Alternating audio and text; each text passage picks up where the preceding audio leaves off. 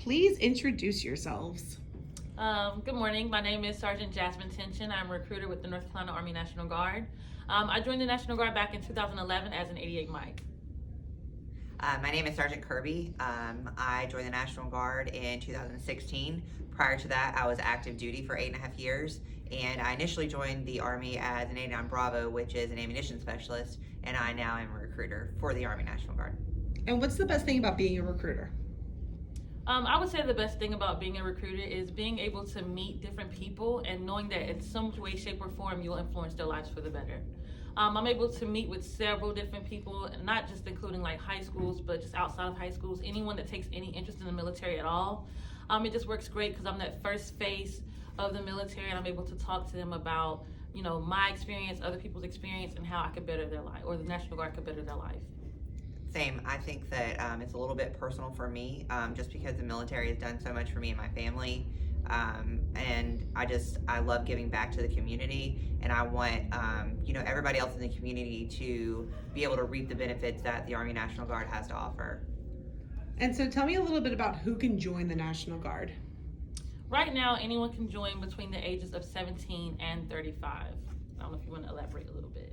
Yeah, so of course we have different, eligibility things that you have to, meet criteria for. Passing an Asvab is one of them. Having no medical issues, and if you did have medical issues, making sure that they're, they're done.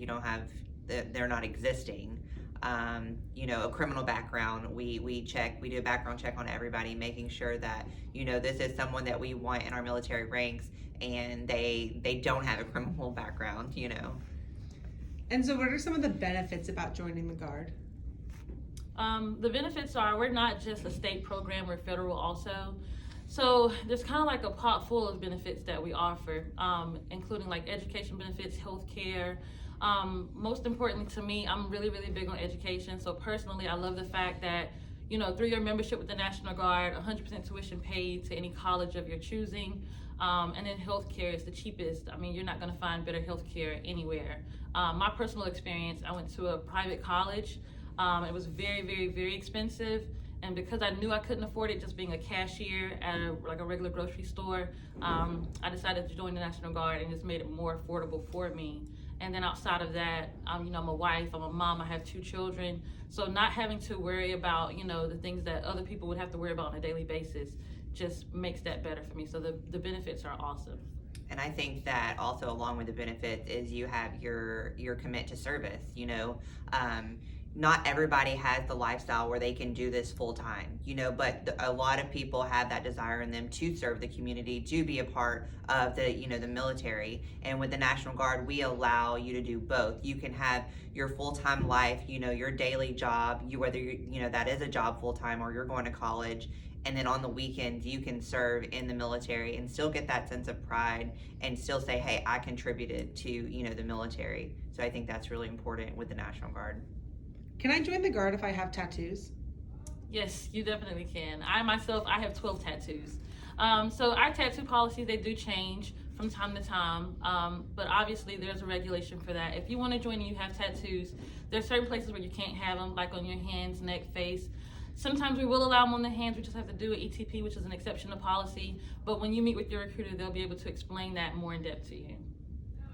And what if you're out of shape and want to join? So if you're out of shape and you want to join, the first thing that you're going to do is you're going to talk with me. We're going to sit down. We're going to go over your goals. We're going to come up with a timeline of, hey, this is what you want to do. This is where we see you actually being able to enlist. And if you are having issues with your weight or just not being strong enough to, to make it through a run, then we come up with a personal plan for you. Sit down with me, and, it's my job, not only my job, but I enjoy being being able to set out a plan for someone that, is going to need that extra help. And then also, while you're in the RSP program, the Recruit Sustainment Program with us, before you ship off to basic training, we allow you to, we train you, we teach you, we have PT every morning. So you're getting all of that, that extra, time with us to get you ready for those hard days to come. So. And I'm still in high school. Do I have to wait to graduate until I can join? No, you do not. Through the National Guard, we will accept you as early as being a 17-year-old and a high school junior. So you do not have to wait. And with that, you're able to, you will fall under the training pad or the training pipeline of Split ops. Stuck with words. Yeah, sorry, split ops. So basically, you can join as a junior. You'll go to basic training in between your junior and senior year. We'll have you back in time to complete your senior year, and then after your graduation, you will then move on to your job training. And is that something unique for the Guard versus other services? Absolutely, yes, it's very unique. The really cool thing about, the split op program is active duty has that program as well. But the difference between us and active duty is as soon as you swear in, to the governor of North Carolina and the president of the United States, you are right then contracted in the National Guard, and you start earning a paycheck right then. You start coming to drill, you start learning what it means to be a soldier. We start implementing all those skills and those characteristics inside of you to be successful in basic training. So you don't have to start, or you don't have to have basic training and AIT completed to already start earning a paycheck and to already start using those benefits, medical benefits, education. So that's very unique for the National Guard. So what if I'm in college or I plan to be in college? So that's actually my testimony. I didn't join right out of high school. I went to college first. The one thing that I love the most is the reason why I joined the National Guard was because, as Sergeant Kirby said earlier, it gives you the chance it's like the best of both worlds. I was able to serve in the military and be a college student, and I didn't have to worry about anything interfering with anything because it's just a 1 weekend a month type thing and then 2 weeks in the summer. So that worked out great for me, being in college, because that was one thing that mattered to me the most, was being able to complete college, graduate, and do everything like I was supposed to. I'm the type of person that I set goals, so education was like number one on my priority list, and I didn't want anything to interfere. And the good thing about the National Guard was it actually helped get me to where I wanted to be quicker versus, trying to find other outlets to help me afford college or being in college. What is drill? So drill is the 1 weekend of the month that you have signed up to be in the National Guard. Whatever job that you have chosen and that you have enlisted in, on those 2 days of the month, you will actually be doing that job. That will be your job training. Whether you're a truck driver and you are, convoying, people from ranges to the field, or whether you're an admin clerk and you're sitting making sure that, soldiers' pay is correct, they have leave forms, it really ranges, but for the most part, those 2 days is what you're doing, your actual job that you enlisted into the military as. What's the recruitment process like? What can I expect when I step into your office? The recruitment process is a very quick 3 to 4 step process. I always tell people it's a no pressure atmosphere. I highly encourage people to bring in a list of questions that you want to ask. That way we can just hash out things, and that you leave my office 100% just sure, or just feeling better about the process. So the very first thing that I'll do is I'll pre-qualify you, and that's where I just ask you a series of questions. Medical questions, moral, want to make sure that you're morally fit, physically fit. And then from that point, we'll take an Asvab. I'll schedule you to take an Asvab. I can get your scores back same day. And then from there, we'll sit down and we'll talk about jobs that you're interested in. Like Sergeant Kirby said earlier, we'll talk about your goals, your plans, exactly every single thing that you want to do. And then from there, you'll go to MEPS and you'll physical. It is a pretty thorough physical.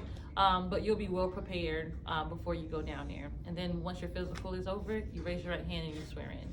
I think the biggest part too for the recruitment process is I will always ask, who is your support system? And then depending on who your support system is, we'll say, okay, is that mom or dad? Are they on board with what you want to do, especially if you're a high school junior or senior? Is that your boyfriend, your wife, your girlfriend? Because those people are what's going to influence your decisions. So you want to make sure that they're also either on board with it or they're supportive of your decisions. And bring them to the office with you. I highly encourage, bring anyone that wants to know, or that's gonna, like she said, like your center of influence, people that you're gonna talk about this with later. Bring them with you. I highly recommend parents coming, especially if you're in high school, because mom and dad's worry just like everyone else. So please bring family, friends, whoever you want to bring, just so that we can answer all questions. And so what's the number one question a recruit should ask you? That's a good one. Yeah, so I honestly think that the number one question that a recruit can ask me is, am I fit for this? Am I a good fit for the military? And we've been in the military, 10 plus years, and people that are going to be a great, influence in the military, great leaders in the military. And if I sit down with you and we go over the goals, what you plan to do, like she said, we talk about, being mentally fit, not only physically fit.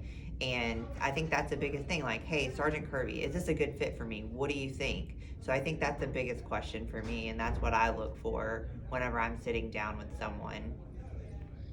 All right, so I'm ready to join. What happens next?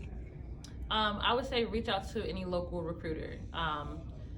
Basically, just let them know, like, hey, like, I'm sure I want to do this, and they'll invite you to their office, and they'll just start your recruitment process. And what about the Asvab? So the Asvab, you're going to have to take it. I always tell people the Asvab to the military is kind of like what your SATs or ACTs are to college and high school and college kids. Every single person is going to have to take one. Right now, the score that's needed is a 31. And that just tells us that you're eligible to join.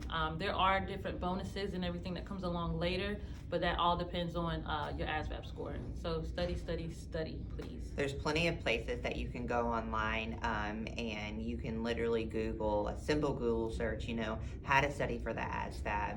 And it'll go through each category with you, what types of questions that you're going to be asked. So therefore, you're not really shocked and not surprised whenever you get ready to take the test. So, Google it. There's practice tests. Even your local recruiter can give you, a few practice tests and links to go and do your own research before you actually are ready to take the test. I agree. Not everyone's a great test taker, and before I sit down and have you take an hour to 2 hour test, I would also like to give you a practice test first. That way you'll know what to look forward to before you take the real thing. And what's basic training like? How can I prepare for it? Come to RSP is literally what I tell everyone. RSP is the type of an atmosphere where we have a structured day.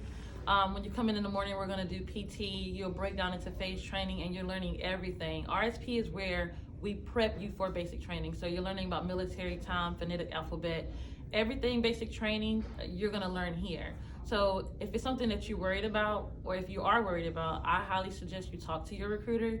I always tell people, like, the fear of the unknown is the unknown is what scares people the most.